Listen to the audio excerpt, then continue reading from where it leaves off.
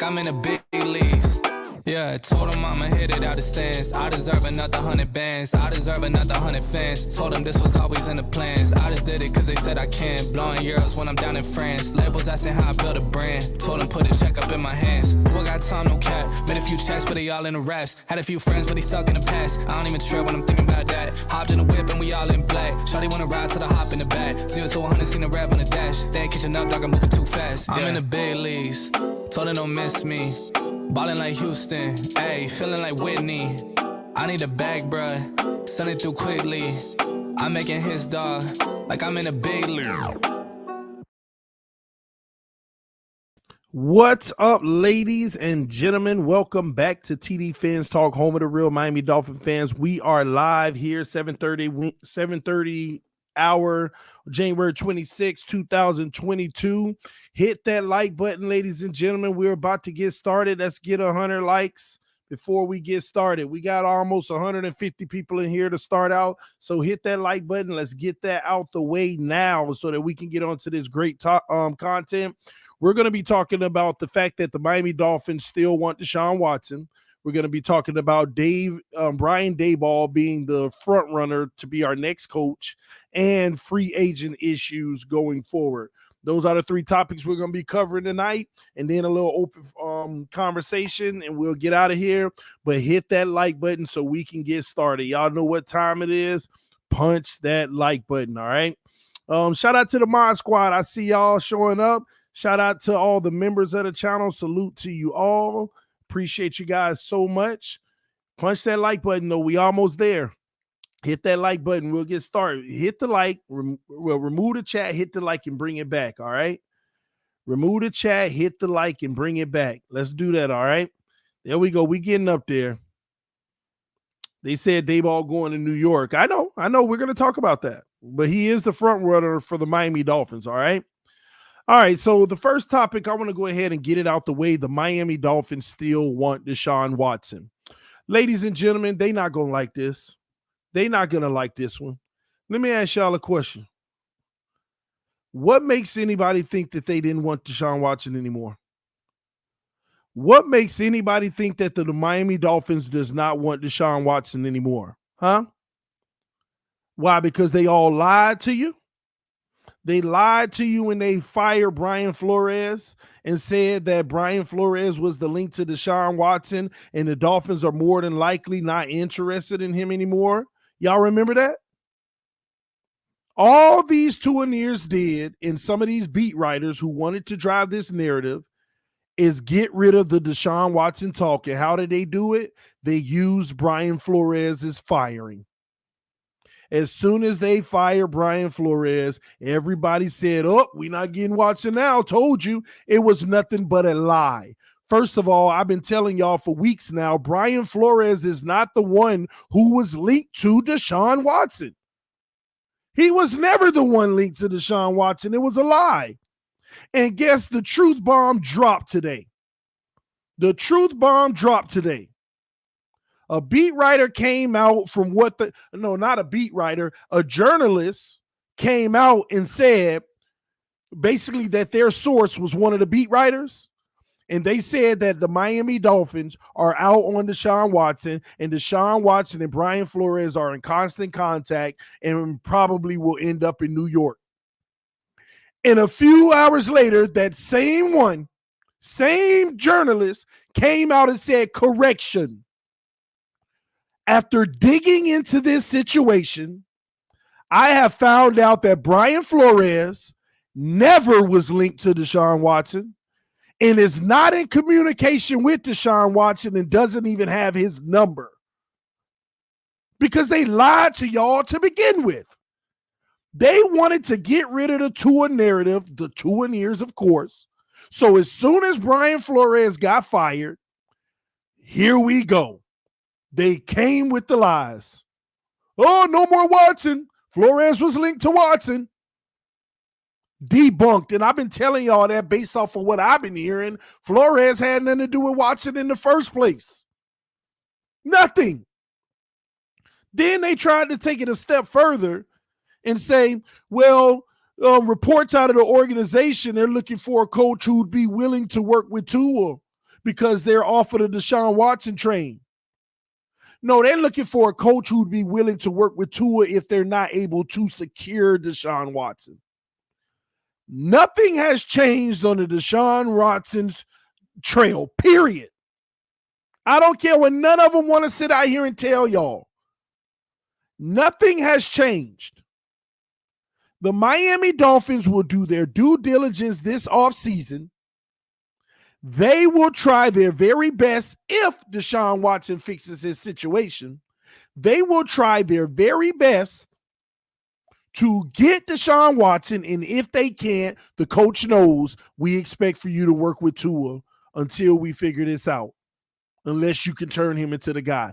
It's that simple. Because guess what? Their cover story didn't even hold up. You know why?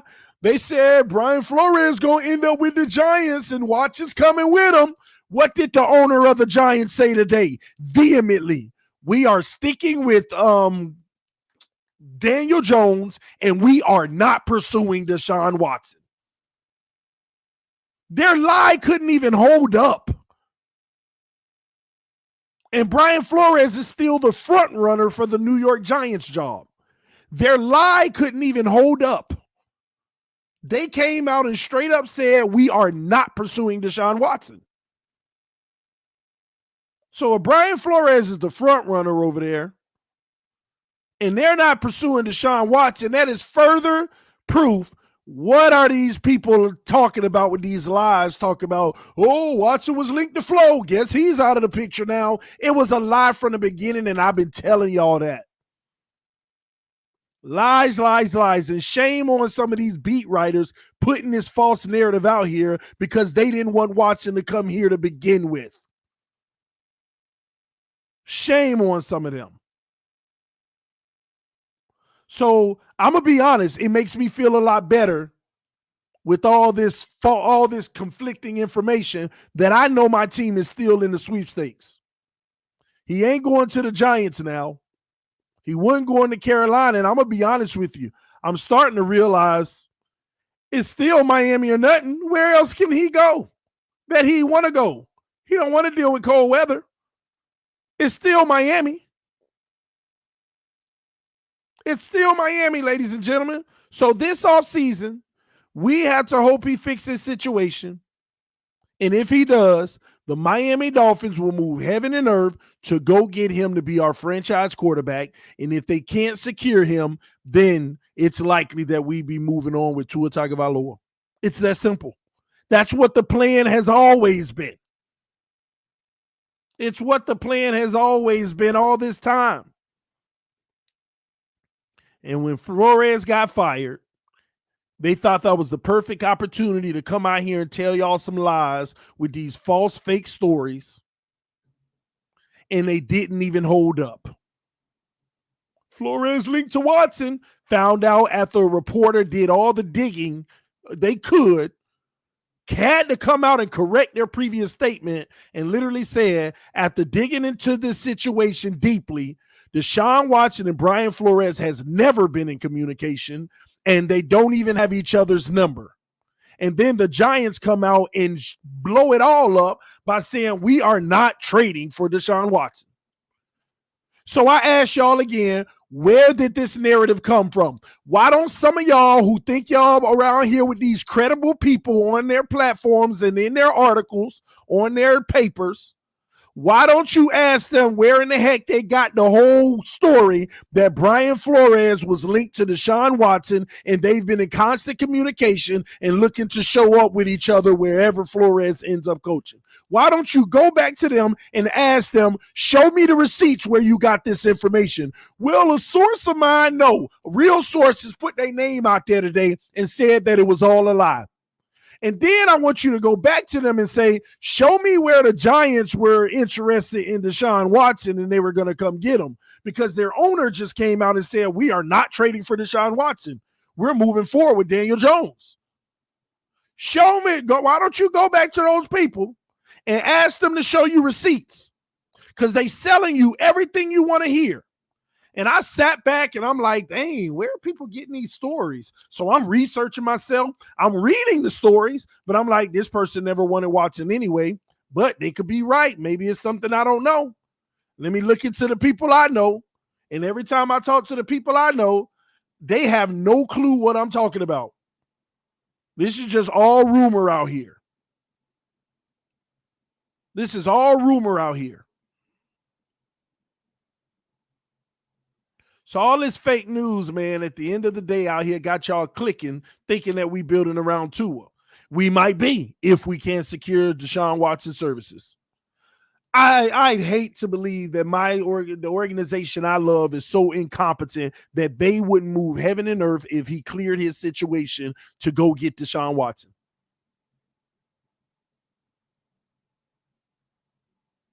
I find it very hard to believe. But we'll see. Time will tell, right? Now, there is some dilemmas with the Deshaun Watson situation, though. I know all y'all saw the Colin Cowherd clip. I know every single one of y'all saw the Colin Cowherd clip.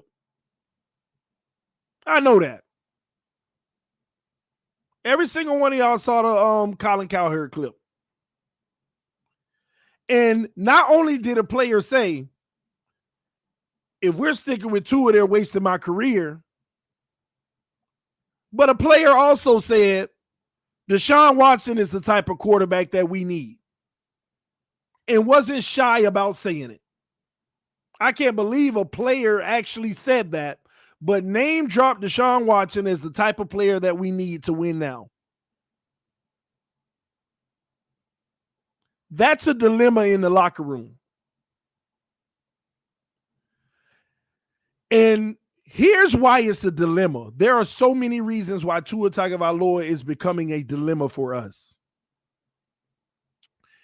If Brian Daboll is the front runner for the head coaching position,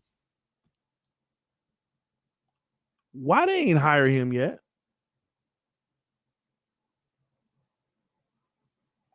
Y'all want to know why they didn't hire Brian Daboll yet? I got the inside scoop. And honestly, all you got to do is read all the articles to put two and two together to know why. Do you want to know why they didn't hire Brian Daboll yet, even though he might actually be the front runner?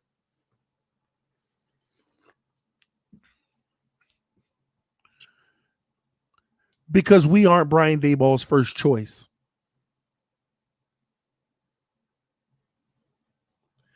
We aren't Brian Daboll's first choice. Our front runner don't even want to come here unless they don't get the job that they actually want. Our front runner don't even want to come here unless they get the job, unless they don't get the job they actually want. Brian Daboll is waiting to see if the New York Giants is going to hire him or Brian Flores.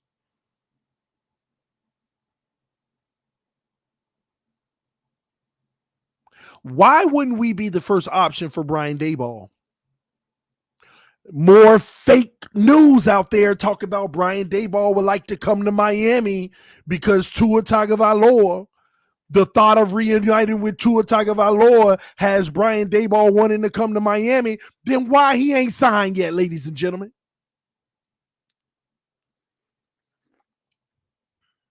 Then why ain't he signed yet?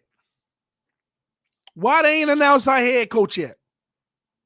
The thought of, headline, the thought of reuniting with Tua makes Brian Daboll want to come to Miami. I mean, they just keep lying to y'all. Keep on making these stories just to sell a narrative that sells because so many of y'all want to see Tua Tagovailoa as the guy. And we may get what you want. We may all get what you want. But why he ain't the head coach yet? If the Miami Dolphins want him as the front runner and Daboll wants to come team up with Tua, what's going on? You know what's going to happen? As soon as they get them phone calls, if the Giants select Daboll, Miami going to be like crap and then go on to another one. If they call Daboll, we decided to go in another way and they hire Flores, soon after that, you might get Daboll. You might get Daboll. And the sad part about that is it makes me feel like he'll only take this job just to get the promotion as being named the head coach. I could see if he was convicted about it. I could come fix Tua, blah, blah, blah. I'm on my way, Miami. Because if that was the case, I would have expected it to have happened. All reports indicate that Brian Daboll is the favorite. That means that the Miami Dolphins made up their decision. Then what's taking so long? What's the problem?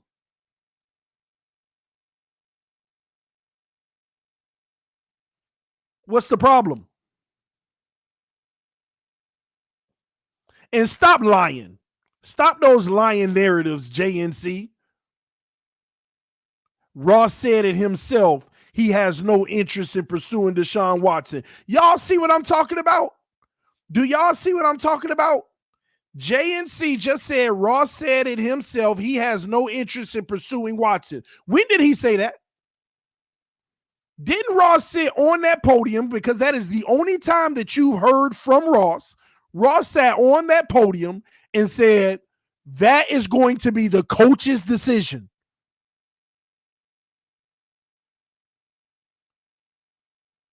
That is going to be the coach's decision. How do you turn that is going to be the coach's decision and Ross saying he won't be pursuing Deshaun Watson?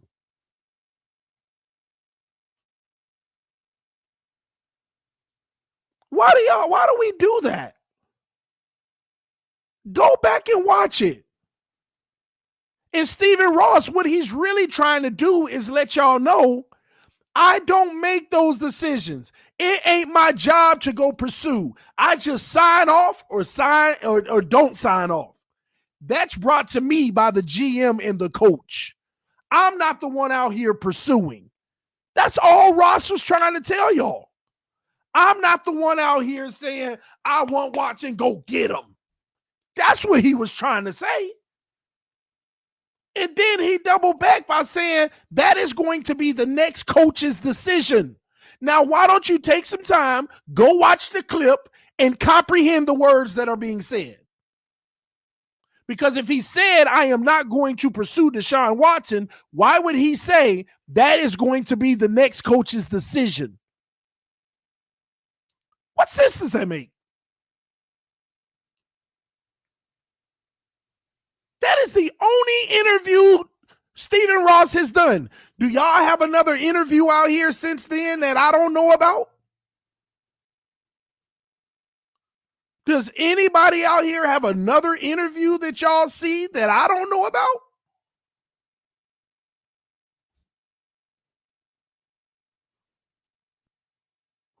Y'all got to stop this mess. We all watched the same interview. How did we get different things from it when the man said about pursuing Deshaun Watson, that's going to be the next coach's decision? How? How did we get that out of there? This is what makes me scratch my head about people sometimes. How did we get that narrative out of it? I don't understand that. And the truth is because everybody around you is lying about the narrative to feel better about themselves. Did you also see the report that Brian Daboll has concerns about Tua's ceiling? Yes or no if you saw that report? It seems like you only will see the reports that you want to see. Please tell me, put a yes or no in the comment section. Did you see the report that Brian Daboll has concerns about Tua Tagovailoa's ceiling? I want to make sure it ain't just me out here reading this stuff. Put it in the comment section right now, yes or no. Did you see the report where Brian Daboll has concerns about Tua Tagovailoa's ceiling? And he wants to go to the Giants as a preference. Did your sources tell you that? Oh, see? So you ain't seen that one. This is why I tell people, The best thing to do in this community at this point is subscribe to everyone. Go listen to all the opposing views because you'll hear it all. You'll hear it all. That's why I never tell y'all don't listen to this and don't listen to that. You need to listen to it all because and you know what? I got to blame myself because I sat back on a lot of these narratives for the last 2 weeks and just let it be. Since Flores got fired, I sat back on a lot of these narratives, a lot of them. And I'm just scratching my head. Where did that come from? How did they spin those words into that? What? Ross is no longer interested in Watson? Where did they get that from? Oh, in this article, it says based off of the press conference, Ross ain't interested no more. But I saw the same press conference where he said that's going to be the next coach's decision. I'm like, where are they getting this stuff from? I guess when Flores got fired, it was an easy mark to change the narrative to make people feel better about themselves about this Tua situation. And I can't believe everybody linking Watson to Flores. And I kept saying, when did that ever happen? He wanted to come to play for Flores to begin with. That was never the narrative. Watson liked Miami because we had proved that we were an organization that's willing to give minorities a fair opportunity. That's why he liked Miami, not just because of Flores, not just because of Greer. We had proven that we were the type of organization that isn't the type of owner that's going to say, we're not going to let the inmates run the asylum like his owner had did. That's what intrigued him about Miami. Plus, he had a whole bunch of friends on the team, obviously, if y'all don't know. Plus, he loves Miami as a city. And that's why all of these rumors, oh, why are you're delusional. He's going to Carolina. Carolina say they're out on the Deshaun Watson trades. Then Carolina's back in. Then Deshaun Watson comes out. He is not waiving his no trade clause to Carolina. Well, it's Philly. Same thing. Everybody kept coming with every narrative they could to squash the Miami Deshaun Watson narrative. Every chance they get, they want to squash that narrative.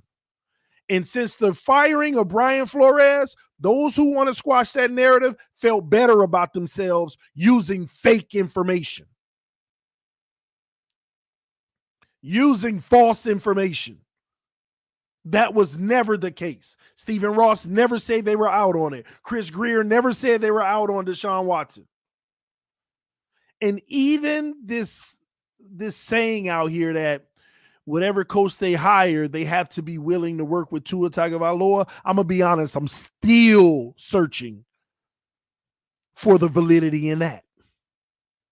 But it makes sense because if you can't get Watson, then yes, you should be willing to work with Tua. You should be. This is going to be an interesting development if he fixes his situation. And I'm going to tell y'all one thing. The price for him, believe it or not, might have gotten cheaper. The price for Deshaun Watson might have actually gotten cheaper, believe it or not. Because all his preferred destinations are running dry. And I don't think he's trying to go play in cold weather. The Bucs might need a quarterback if Brady don't come back, but they ain't got the money nor capital. Green Bay may need a quarterback, but he ain't trying to go in that cold weather. I doubt it. And they already brought in their future. At least they think they did.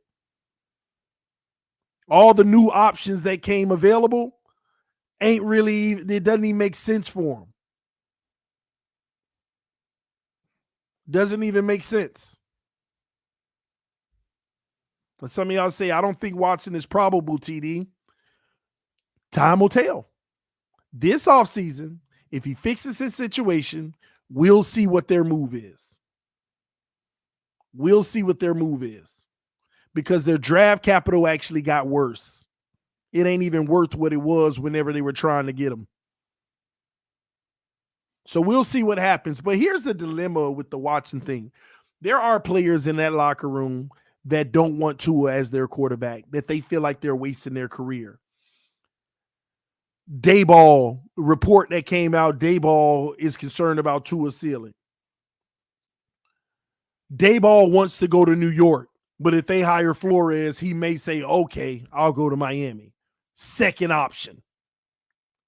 This is what you got to deal with. But you know why Miami is the least preferred destination for a head coach? Because all this money,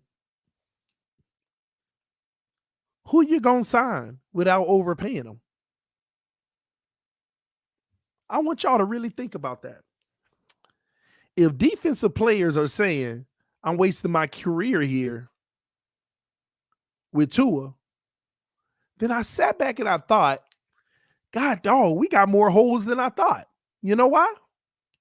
Now we might need another defensive end. Emmanuel Ogbah ain't under contract. He is a free agent who had over 10 sacks, had 2 great seasons for the Miami Dolphins, and God, dog, why wouldn't he think they are wasting my career? Why wouldn't he go sign with Buffalo? Why wouldn't he go sign with the Chiefs? Why wouldn't he go sign with any contender so that he can look better as a player? Why wouldn't he? And you gonna tag a defensive end? Do you know what the tag price is of a defensive end? Why don't you go find the 3 highest paid defensive ends in the league? Go look at those guys' salary. You gonna tag him as a defensive end? You gonna tag him?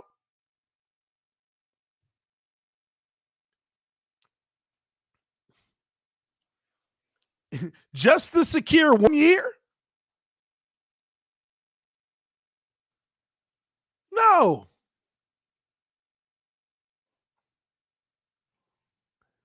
No, you don't tag him and force him to sign long term because he probably going to eat next year and be free. You're going to be paying him the top creme de la creme dollars. Y'all got to stop with this tag. You think they want? Do you know how much the top paid defensive ends in the NFL make? Let me pull that up for some of y'all who are saying that.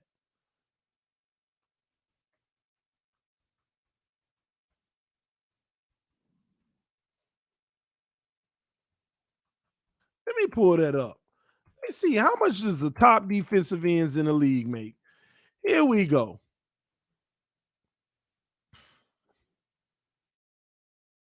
Let's see here.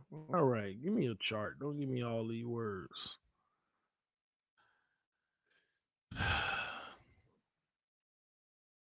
TJ Watt, 28 million. Bosa, 27 million. Myles Garrett, 25 million. Do me a favor. Y'all shut your mouth. Shut your mouth talking about tagging. Shut your mouth talking about tagging Emmanuel Ogbah. Are you really going to pay Emmanuel Ogbah $26 million a year on a franchise on a franchise tag? Huh? Go tell me in the comment section who want to pay that to Ogbah on a franchise tag. Please tell me. Please tell me. So stop all that tag talk. Tag. You think you got a solution. He is a free agent, and now I am left to believe more than not he might actually not even be here. And so what's funny about that to me is now we need another defensive end. You think his replacement, who is it? Van Ginkel, whoever, is on his level? No. So, and this is the crazy thing, y'all. Here's the issue. When you start improving the offense and the defense start to take a hit, is the trade-off worth it? See, most teams where they don't need their defense to be great, they at least got a top 5 quarterback in the NFL. They at least got a top 5 quarterback in the NFL.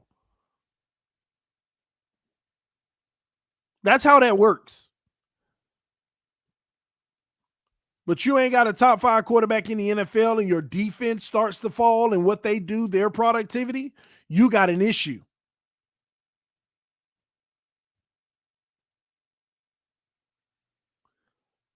What, we going to tag Gesicki? Is it time to tag Gesicki, y'all? Is that what we're going to do? Are we going to keep Gesicki? Are we going to tag him? Because he's an unrestricted free agent as well. He wasn't a first-round pick. We don't have a fifth-year option. You think Gesicki want to keep? I want y'all to really think about that. Now we going to tag Gesicki? And as soon as we try to tag Gesicki, you know what he's going to do, ladies and gentlemen. He's going to file an appeal with the NFL. Mike Gesicki is going to file an appeal with the NFL and tell them, I am a wide receiver. Don't forget earlier this season, when the reporter called him a tight end, he checked the reporter and said, no, I'm a receiver. Do you know why he said that?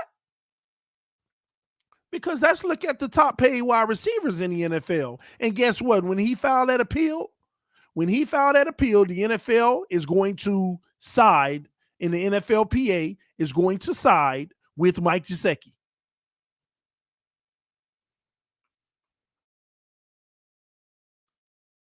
Let's find out what the top wide receivers make.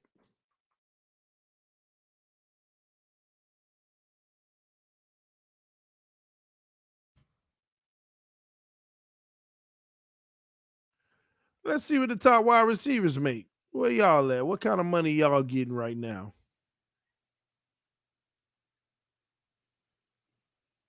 Let's see. Who is it? D-Hop getting 27. Julio getting 22. And Keenan Allen getting 20. So that's 69, pretty much 70 million divided by 3. We going to tag Gesicki for 23 million? I'm just curious. Oh, Miami going to try it. They're going to slap the tag on. He probably going to appeal with the NFL through the NFLPA. They're going to come back and say, if you're going to tag him, he deserves the right to be a wide receiver.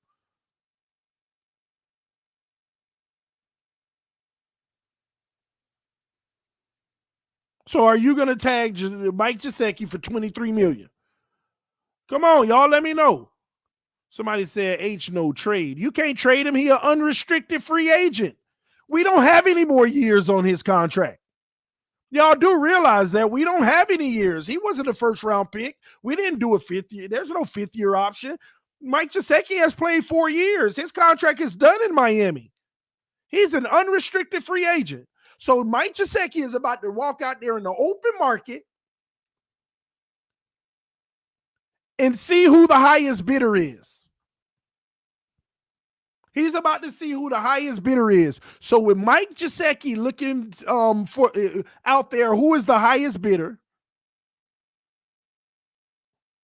Do y'all think we're going to be able to keep him? But forget the money for a second. If another team can offer what we can offer and it's just flat out, you think Mike Gesicki is going to want to play with Josh Allen or Tua Tagovailoa? You think he's going to want to play with Patrick Mahomes or Tua Tagovailoa? You think he's going to want to play for Herbert or Tua Tagovailoa? You think he's going to want to play for Burrow or Tua Tagovailoa? That's what y'all got to think about. What if any of those teams want to give him that money that we would give him? Which is he going to pick? Yes or no right now, is he going to pick that team or Tua Tagovailoa? Everything does go back to Tua CB83 because y'all tell me in the comment section right now, yes or no, when free agent wide receivers are picking their destination, do they consider what quarterback is there? Yes or no? When free agent wide receivers are picking their destination, do they consider what quarterback is there? Yes or no in the comment section.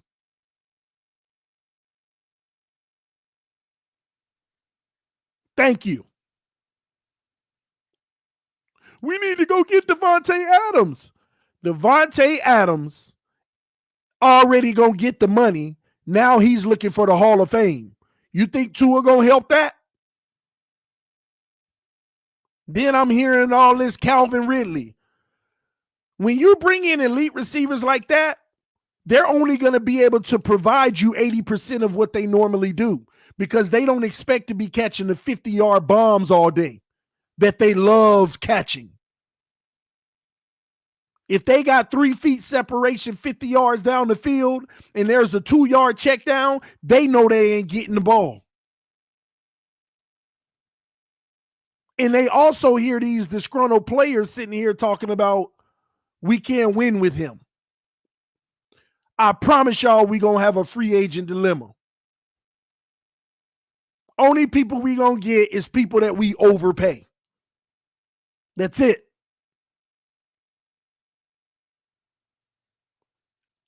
And what kills me is if you really want to build around Tua, stop looking for a deep threat.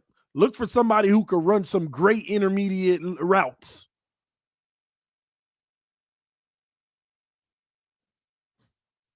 We're going to have a free agent problem inside the building and outside the building. It's going to be hard to attract people when you got multiple teams coveting players.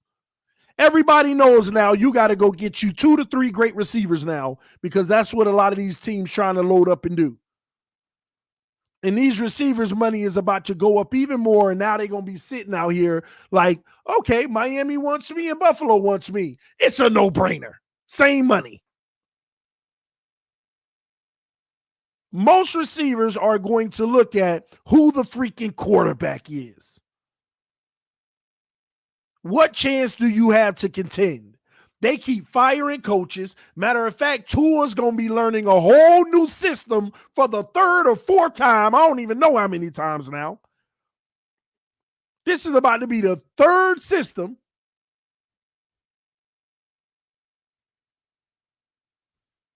Another system that he got to work through and get the kinks out.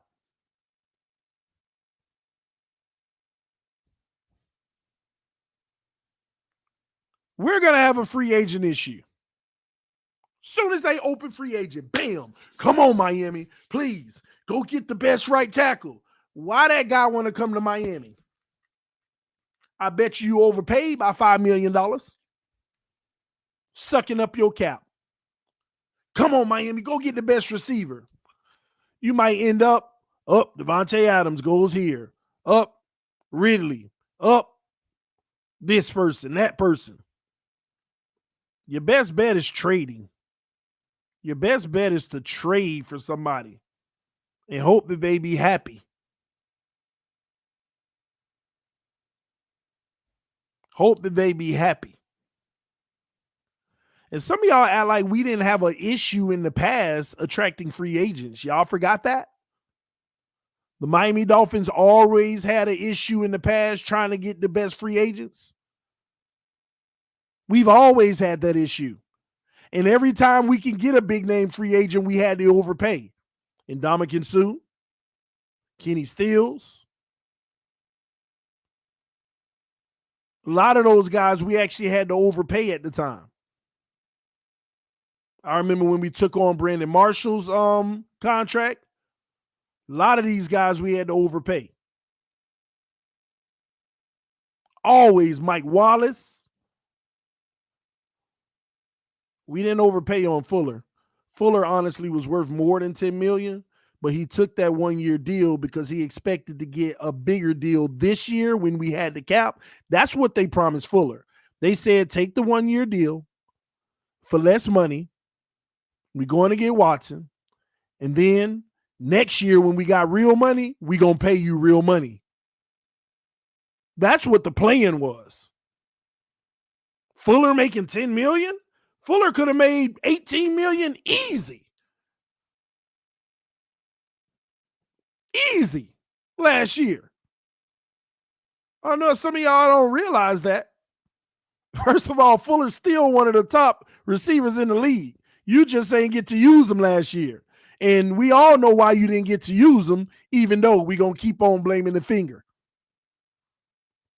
And another freaking example of why great players want to play for a real quarterback. You're not finna mess up my stock. You're not finna have me looking like a bum out here on a 1-year deal.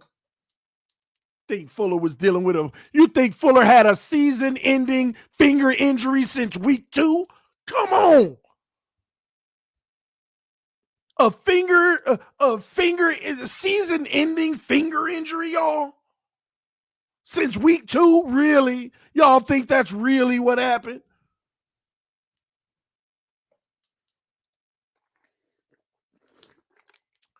But they'll deny that. They'll say, yeah, man, I think it was pretty bad, just so that they don't believe what really was the issue, what really was going on.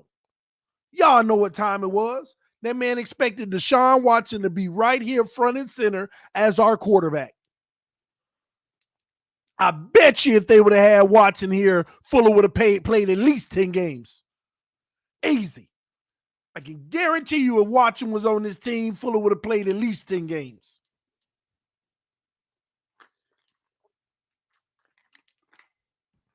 Put on IR, quote unquote. See, and they never said that he'd be out for the rest of the year.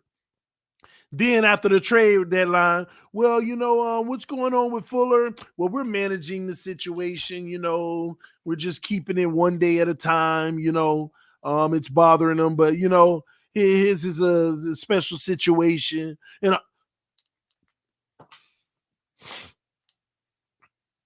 And all these people, well, I think they'll recoup the money if he doesn't play any more games and this and that. Where to recoup? Where they carrying over at least $6-7 million for next year? Where to recoup at? It was all a lie. All that lying, man. TD being out with an injury all year might be worse for his stock than being unproductive because of Tua. So I disagree. You can disagree, but what if the plan is for him to still be here? What if the plan is for him to still be here? But let me tell y'all another thing. Let me tell y'all a reason why y'all need to stop talking about stocks drop players because they weren't productive during the year. We just got off a COVID year. You know how many players didn't play and came back and still demanded the high money? Do you know how many players didn't play last year? Not this year that we just had, but the year before, came back and still got big money? So just because he sat out because he didn't play, that had no effect on his stock. Anybody who knows the truth, which most NFL circles know, why Will Fuller wasn't on that field. And the Miami Dolphins really know. They really know. That's why you might even see him again. I'm just saying. Maybe not. Maybe he will. Let's see in free agency. He a free agent. He going to be in the open market. Let's see what happened with him. It'll be interesting to see where he go. Let's see where he go. All right. Love the show. Became a Fins fan. Salute to you, man. Welcome to the Fins family. All right. Welcome. We got 560 people watching. Please hit that like button. We ain't even got 300 likes. Let's get it up, y'all. Let's get it up. Punch that like button. All right. TD, you don't know either. Listen, I know what I've heard out of that building. And let's let time tell. It's just so funny to me. All the stuff that I hear, I share with y'all. And I say, hey, it may not happen, but time will tell. And it's so crazy how convicted some people be about how wrong I am. And then months later, when all of a sudden,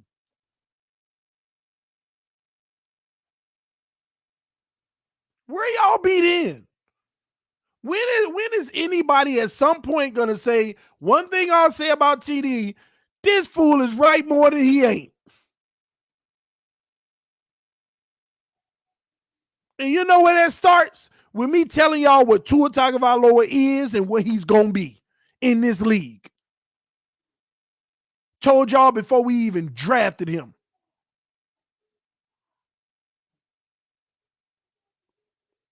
You went through his rookie year. Some of y'all saw what I was talking about. Started this year, came back from the injury. Right before we went on that win streak, almost everybody converted. Oh, man, I see the light now, TD. Then our defense decides they want to let the other team average 12 points a game and go on an amazing run as a defense, and we start winning games, and y'all get right back off of that. Yeah, I already gave it to him. Our defense start balling and winning this team games, and all of a sudden, now I realize, hold on. I saw that, I thought you were right, but now you're wrong again.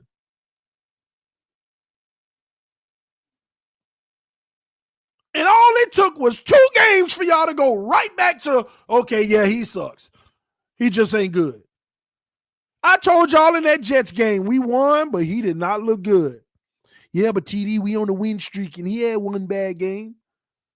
Next game, Saints. Went no more talking. Everybody went ballistic. We won, but God dog, this man is just not the guy. Everybody saw the light then. But, the last few people held out hope for Tennessee. You held out hope for Tennessee. Sure enough, I ain't had more people can flip-flop in my life until after that Tennessee game. And what I keep trying to explain to y'all is this. When we go get an O-line and we go get a run game, which they're going to put more of the onus on the run game, Tua Tagovailoa may be the same person and the results may look better. We might even make a playoff game, might even win one. But I'm telling y'all, that's going to be the ultimate moment where y'all blinded.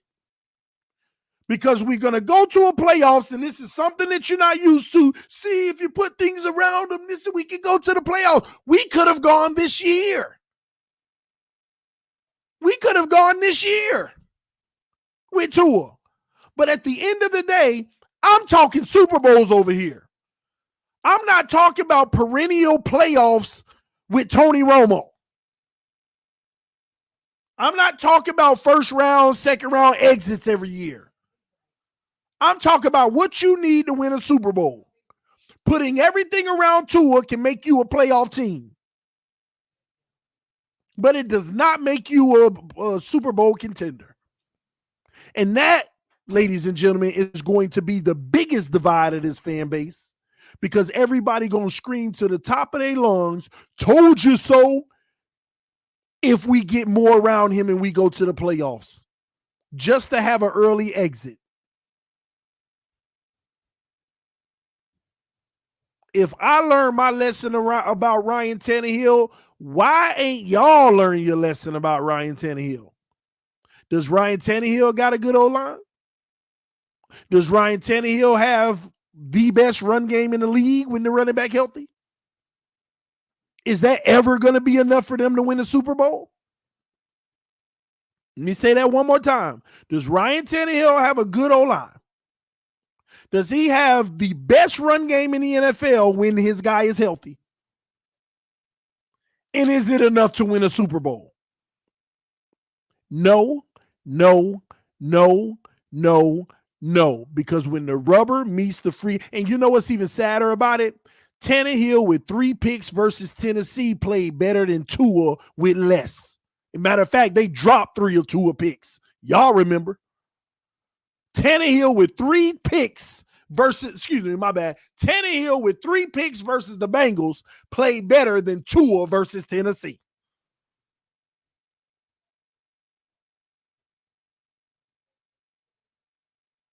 If Tannehill ain't teaching y'all that with an O-line in a run game, it still ain't going to be good enough, y'all going to be so blinded when we go to the playoffs just to lose and think that that's progress. You're going to all hoop and rave about progress, when at the end of the day, 7 to 10 years later, you're going to end up out here. What must we do to win one?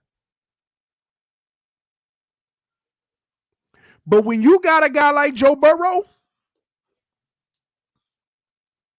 and I was so mad. Like, since they fired Flores, I ain't really been doing a lot of research because I just been sitting back listening to everybody like, what the heck? But I got back into researching today, And I was so mad at how much stuff that I missed by taking a week and a half off of researching every day. I was so mad. And today I put it on Twitter that I was low-key jealous of Joe Burrow, of the Cincinnati Bengals fans, because they came out and they said, and I didn't even know this, and everybody was like, you late. They came out with this a few days ago. You mean to tell me in that same game, Joe Burrow got sacked 9 times, his receivers didn't get no separation. You know, the great receivers he got couldn't get no separation. Chasing them was pretty much shut down for anything deep or intermediate. They forced Burrow to become a dink and dunk quarterback, just like Tua gets at a high level. You mean to tell me this man headset wasn't working? You mean to tell me it was a part of the game where the coaches couldn't tell him the plays, but he just started calling plays? You mean to tell me this man headset wasn't working, so he went out there and just started freaking calling plays? And we got, it's, you know what, let me not say we got, but there's quarterbacks out here that don't even know the playbook.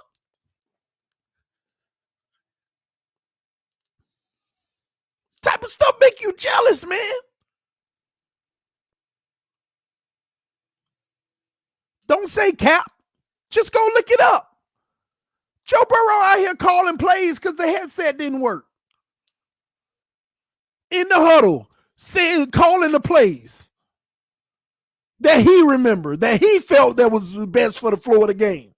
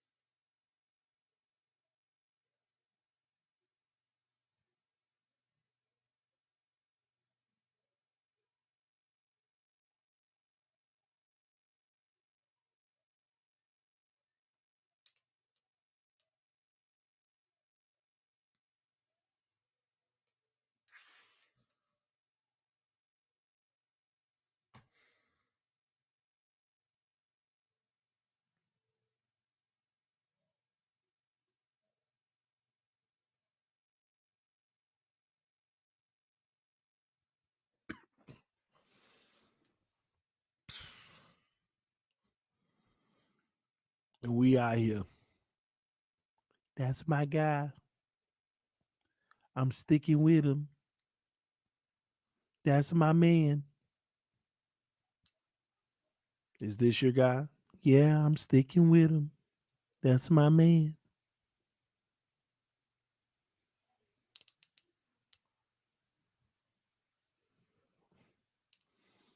The sad part of it all, there are some guys that are so far ahead of this dude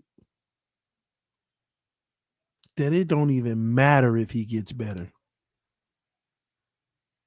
There's some guys that's so far ahead of this dude, it don't even matter if he get better.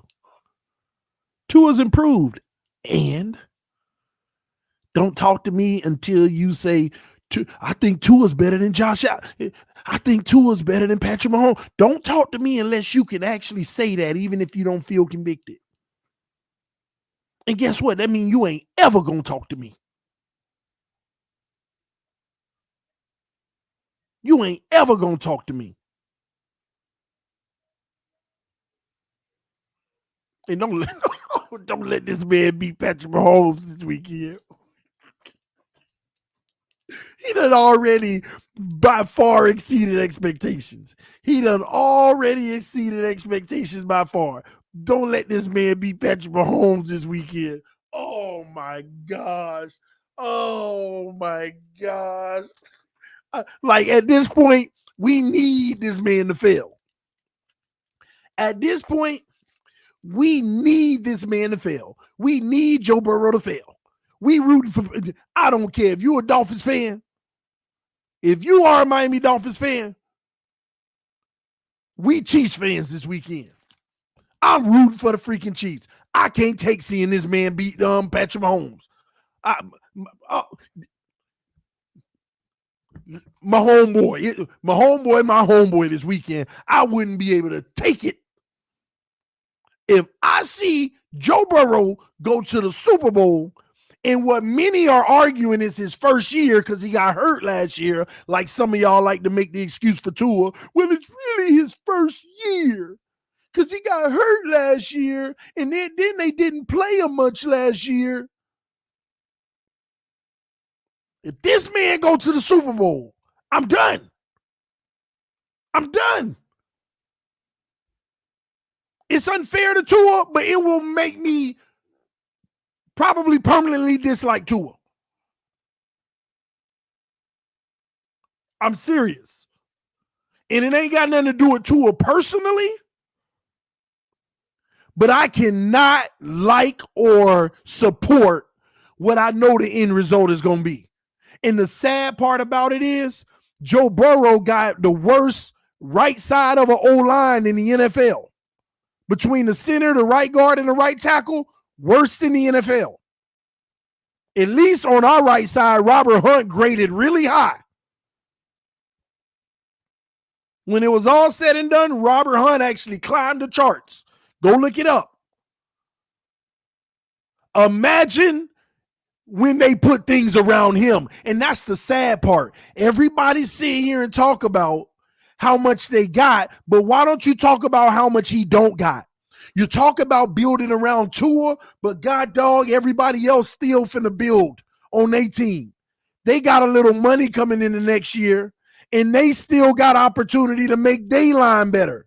They got some of the worst linemen at the center, the right guard, and the right tackle. Imagine Joe Burrow getting the upgraded O-line. And y'all sitting here looking at the elite Tua should take if he had better protection. Imagine Joe Burrow getting sacked one time in that game. Man might have had 500 yards. Think about the plays where he got sacked. How many yards there was left on the table?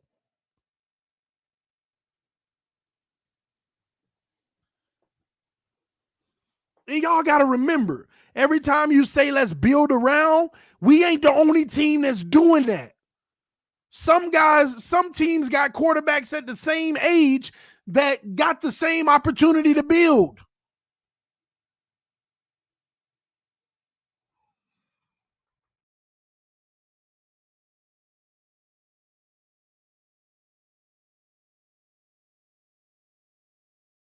It's crazy, man. It's crazy.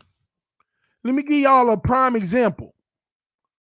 You know how they say we're going to have 70 million next year? Do y'all know how they say we got 70 million next year? Justin Herbert, they got 65. They're number 2 in the NFL with available money next year. They're number 2 in the NFL. All this talk about, well, Herbert got this. Well, Burrow has this. They got almost the same amount of money as us next year. And a better draft pick.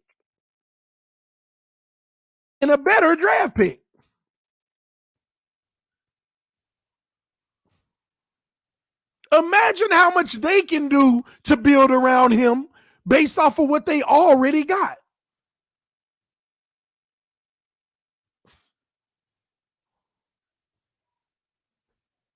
Come on, man. This is the truth. This is what it comes down to, y'all. Y'all act like that 70 million we gonna have is just gonna set us apart from everybody else. The Chargers are a better team, way better offensively, and they got just as much money. They $5 million under what we got. Now, Cincinnati Bengals. I was thinking that they might have had like 35 million. God, dog, they got 60 million. 10 million less than us. They got, oh my gosh, I didn't even know this. I knew they had a little money, but I didn't know they had 60 million.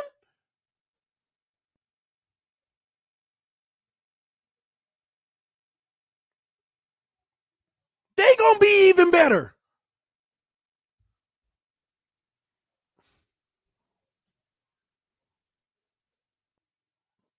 They're going to be even better. We talk about young teams. You mean to tell me the Cincinnati Bengals are in an AFC Championship game and got $60 million of free cap space next year?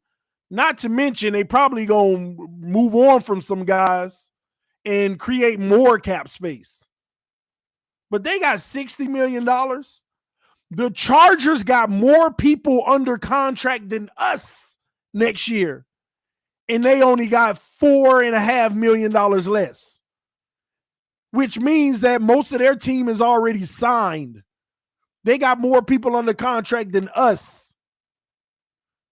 They got 45 people under contract, and we got 44, and they got just as much money. This is crazy. This is crazy, man.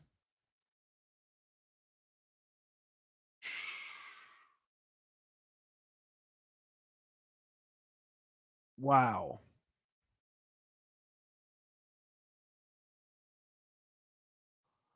In between us four teams, Jacksonville has 61. Between the Bengals, Jacksonville, and the Chargers and the Dolphins, we're the only teams with more than 48 million. And the Jets are the ones with 48. And the Broncos are the ones with 44. That's why even in that whole Watson's conversation, most of these teams don't even have the money for him anyway. Most of these teams don't even have the money for Watson anyway. And if they cleared up cap space for him and got rid of all those draft picks, they would just be getting him and can't make their team better. There's only about 5 teams that could absorb a Deshaun Watson contract and still do something to make their team better.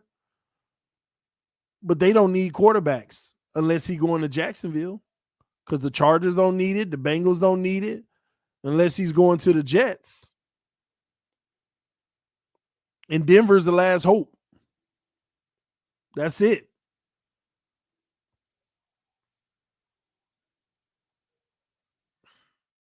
That's it. T-Rich said TD admitted Burrow was holding the ball too long on most of those sacks. Yeah, I agree. I think about 5 of those 9 sacks Burrow has to take ownership of, because when I watched the film, he had he had an alert, and he didn't take them. And he held the ball too long because he was trying to look for Chase and Higgins deep most of the game. So that's on him. But that's the whole point. Just like y'all say, give Tua more time so he can hold the ball longer.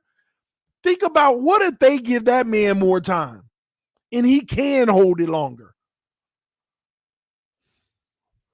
It ain't even fair. It ain't even fair. It's not even fair.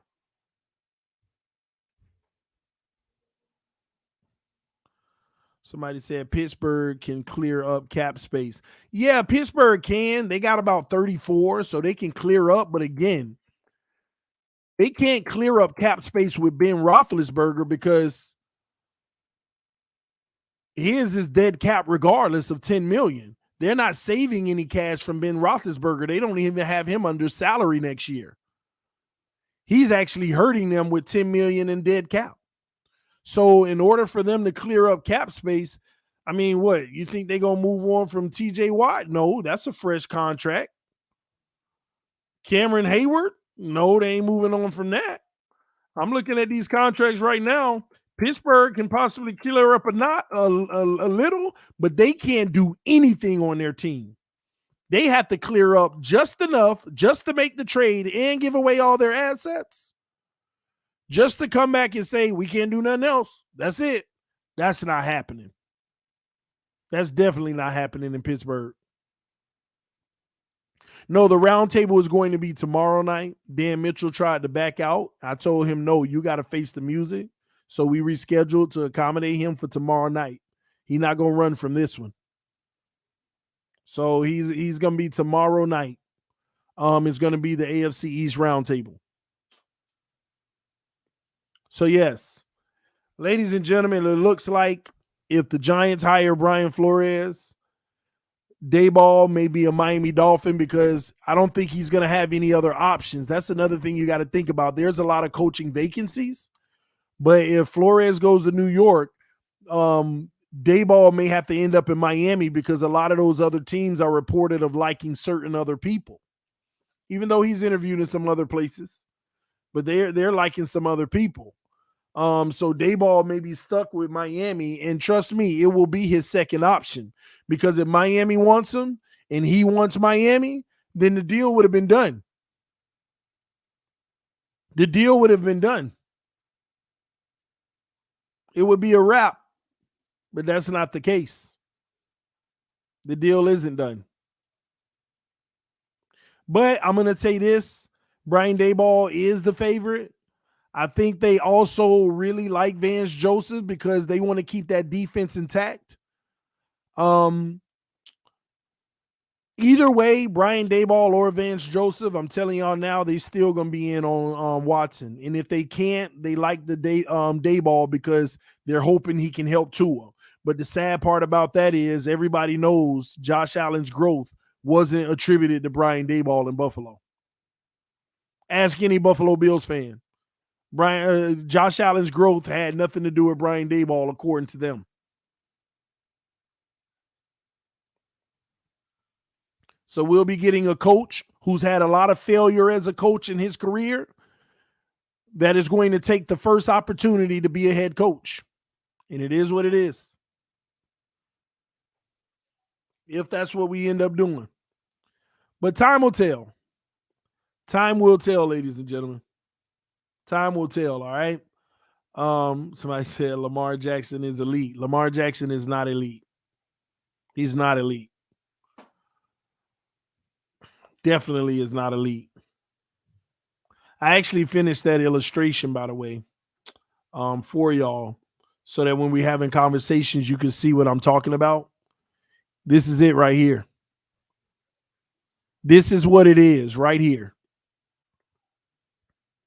All the quarterbacks in green, they are what they are, but all quarterbacks in green, I believe, have a ceiling of 2 levels above them.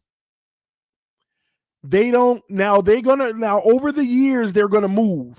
All quarterbacks in green are quarterbacks who's been in the league for 3 or less years. They've completed 3 or less years. All quarterbacks in green have completed 3 or less years. So they are the only ones who have a factor that can be moved up 2 slots.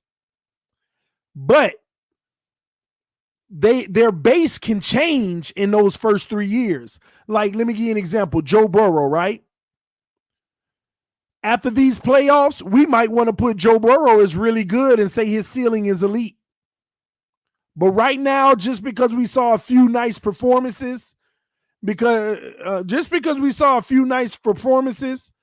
can't put him with a ceiling of elite yet. I can't. All the other quarterbacks have been in the NFL have completed 4 or more years in the NFL. And they already have a 2 bump factor to them. All the quarterbacks that are not in green have been in the NFL 4 or more years, completed 4 or more years, and they already have a 2 level bump on them. I've already given them the 2 level bump. And I'm sorry, I'm going to have to redo this because the fair is at the bottom, and that's Drew Lock. My banner is blocking that.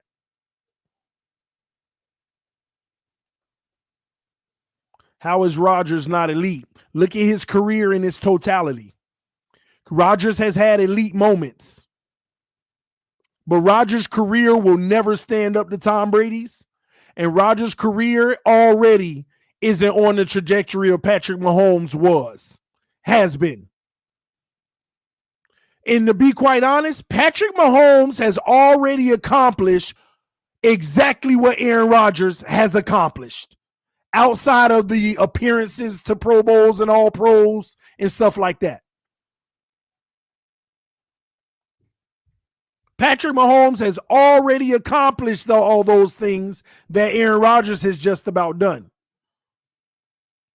You forgot Breeze. This is only active quarterbacks in the NFL. I only went with active quarterbacks in the NFL who's under contract with some team. This is where it is, man. This is where it is. I know a lot of people ain't going to like some of them, but this is the totality of many of their careers. I looked at totality of a career.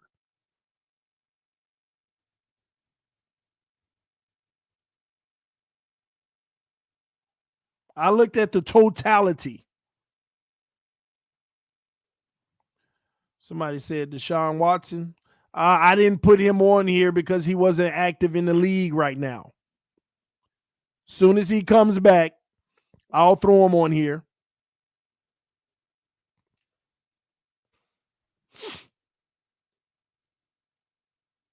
And again, this list can change. Cam Newton is not good, TD. What is Cam Newton? See, again, the totality of Cam Newton's career, he was good. The totality. Go look at the numbers. Do y'all know what Cam Newton's completion percentage was for his career? Go look it up. You might get a whole different look. Go look at his touchdown to interception ratio. You got the players like Deshaun Watson almost got a 3-to-1 touchdown to interception ratio, and Cam Newton is just below 2-to-1.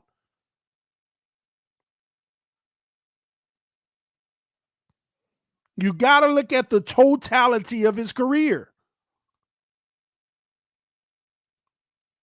And I'm going to be honest, what's carried Cam Newton on here to even be good was his rookie contract. Those first 4 years.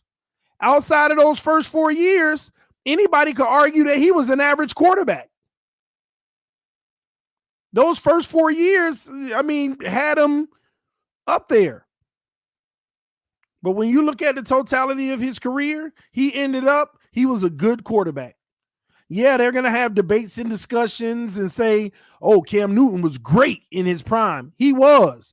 But the totality of his career, he was a good quarterback.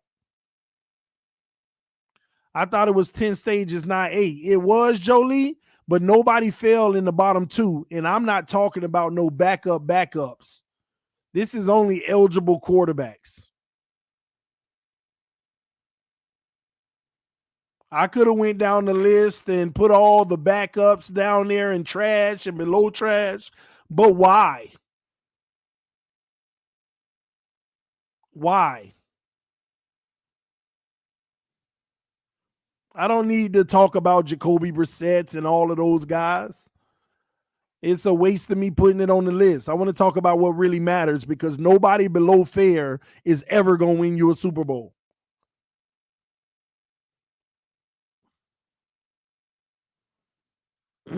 Josh Rosen ain't on this list for a reason.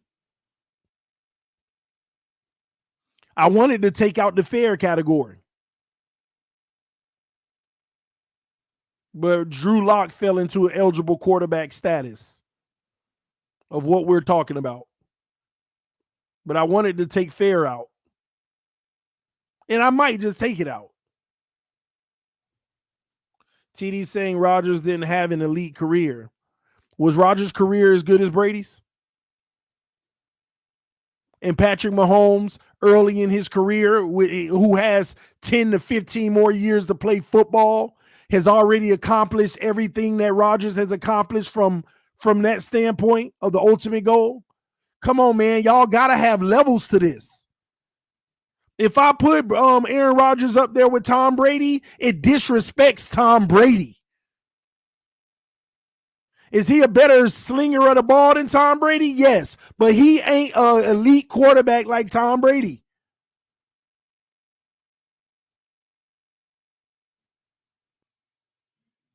Where was Aaron Rodgers? Take this year and last year away. Where was Aaron Rodgers on that 10-year hiatus? Just like Russell Wilson. Take away his rookie 4 years. Where was Russell Wilson?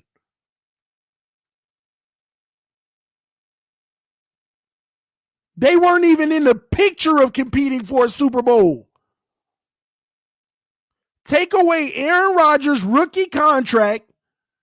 Take him out of that situation. Where was he? That's why I tell you, Patrick Mahomes can be bumped down too. But he done already did the amount of stuff he's already done. His first year, what did he do? AFC Championship. Second year, Super Bowl. Third year, Super Bowl. Or something like that. AFC Championship, one of the two. Fourth year, whatever. But he ain't had an appearance less than the championship round yet. Rodgers ain't do that. 4 years and this man ain't had nothing less than a championship round. Rodgers ain't did that.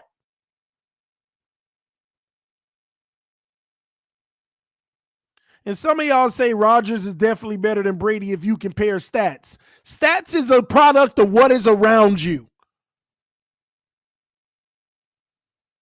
That's why I'm not the biggest fan of stats. We all use them, but I'm not the biggest fan of stats.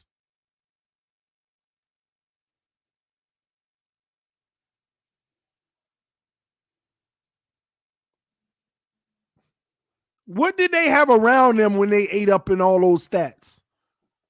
Just like Drew Brees. Just like Drew Brees. Tell me why Drew Brees had 7 seasons where he went 7-9 or less when the defense was worst. When his defense gave up 28, every year the defense gave up 26, 27, 28 points. There was an obvious correlation. Brees went 7-9. He still got his stats, right? So I get it. There is a correlation.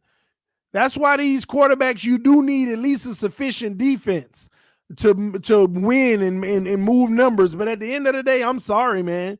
We all got eyes. We watch the same thing. This is where I got it. Some of y'all don't even understand the list. Is this supposed to be a QB tier list for this year? No. This is a QB tier list of what quarterbacks are as of right now based off of their entire career. This was derived from the simple notion of what quarterbacks can win you a Super Bowl. If you're not in the elite, the great, or the really good category, the odds of you winning a Super Bowl are slim to none. But you cannot include the people in green, because that means they played at least 3 years or less.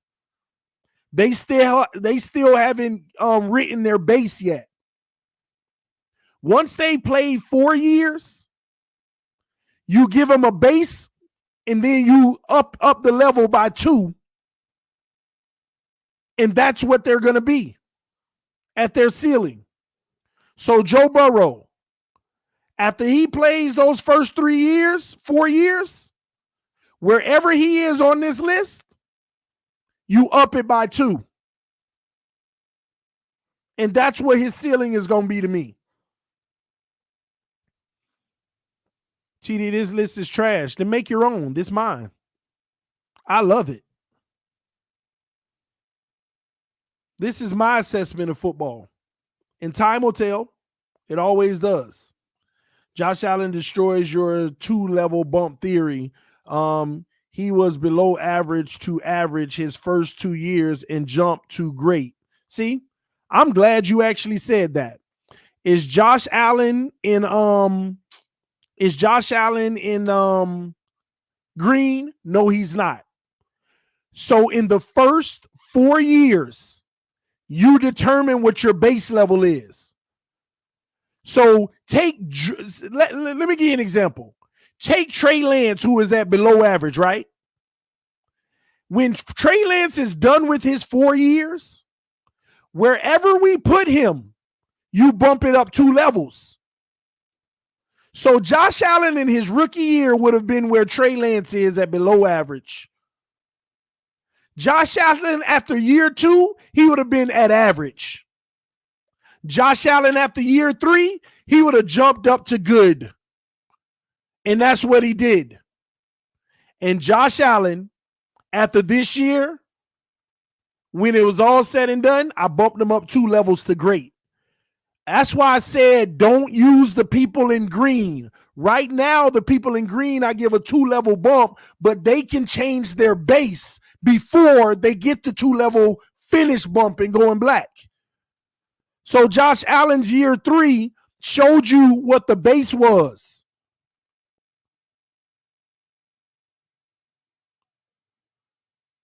Some of y'all need to comprehend what I'm trying to tell y'all, man. So he don't debunk my theory. He jumped from trash to great. No, year 3 boosted his overall 3 years. I want y'all to really think about that. What would y'all rank Josh Allen's year 3? What would you rank his year 3? And excuse me, I was wrong. I don't evaluate it off of 3 years. I evaluate it off of finishing 4 years. So excuse me. I'm sorry, I said that wrong. All of these people are evaluated off of finishing 4 years. So what would you evaluate it? I want you to really think about this. Josh Allen's first year, below average. Josh Allen's second year, average. His third year. What was his third year? Really good. What was this year? I thought he was good because he had a rough start. I know he did all this great stuff in the playoffs, but he actually had a rough start, and they didn't play they didn't have a good schedule. They didn't play hard competition. He had some real bummish games this year as well. But all I'm saying is when you put his beginning stage with his end stage, his first 2 years with his second 2 years, you end up sitting him at good, and you bump him up 2 levels to great. So everybody in green, their baseline ain't done being determined yet. Their baseline is not done being determined yet. Joe Burrow win a Super Bowl? I'm sorry. He's going to be the only person in green that's really good.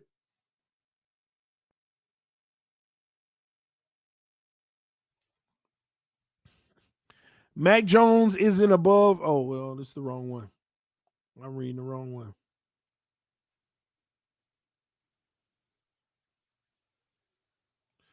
Let me go down to that comment.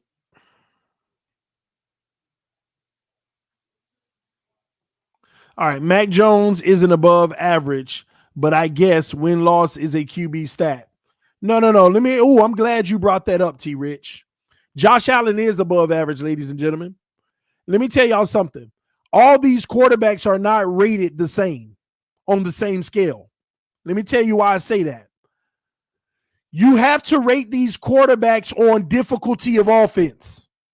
In the NFL, for a young quarterback, it is harder to run a pro-style offense than a RPO offense. Okay? In the NFL, it is harder to run a pro-style offense than an RPO offense. That's why Mac Jones is above average.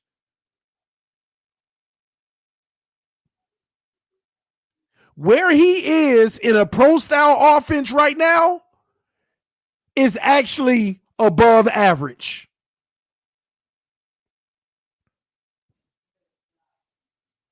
Because all the Wildcats and the RPOs, those are gimmicks to me.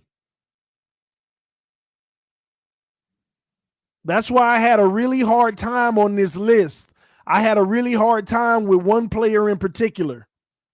There was one player in particular I had a really hard time with on this list, and that was Lamar Jackson. That was Lamar Jackson. There was a part of me that was even leaning towards putting him in the good category.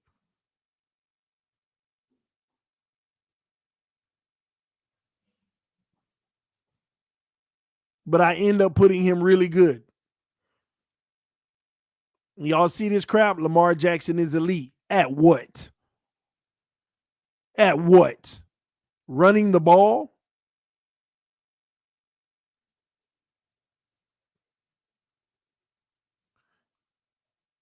Stop. Tannehill is average. This tells you he's average. In a normal situation, he's average. But when you give him a 2-level bump with everything around him, he's a good quarterback.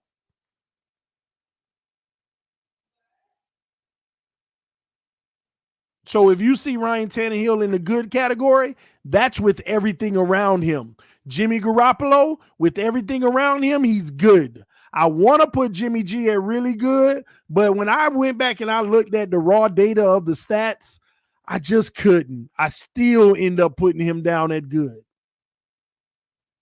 If he had everything around him, he still ended up being in good. When I looked at the stats compared to his counterparts, I couldn't do it.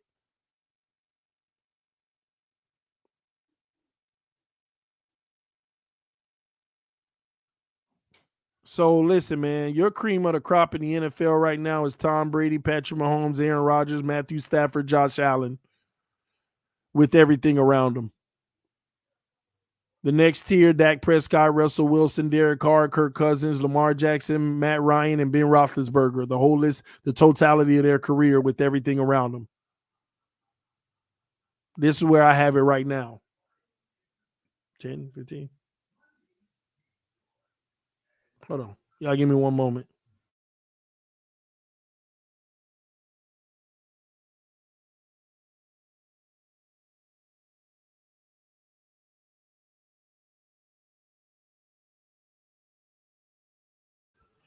Yeah, man. So this is our list, man.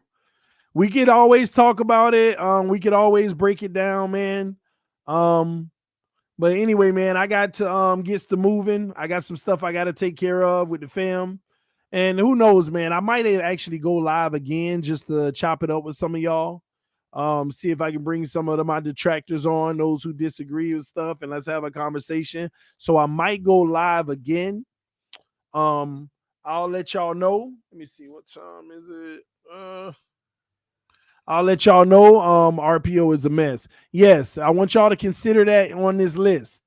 If you're a quarterback who runs a pro style system, you're supposed to struggle early. You're supposed to.